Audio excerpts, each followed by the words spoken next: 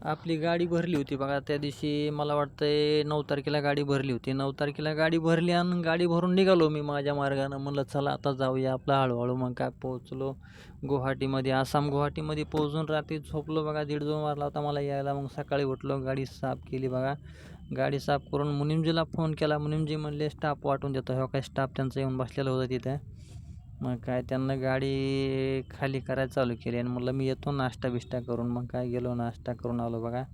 आता गाडीमध्ये अजून पण मला वाटतंय इतका माल राहिलेला आहे बघा एवढा या, आणि 2 डिलिव्हरी आहेत त्या.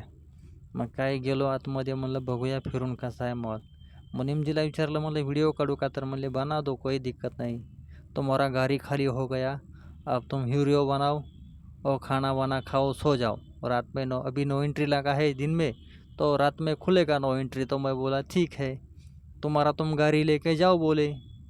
मग काय मध्ये गेलो, बघितला मॉल आणि बघा हे असं आहे.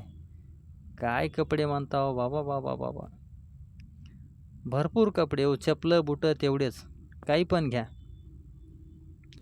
तर स्टाफ म्हणजे काय काय पण, हे बघा हे असे कपडे आहेत बघा.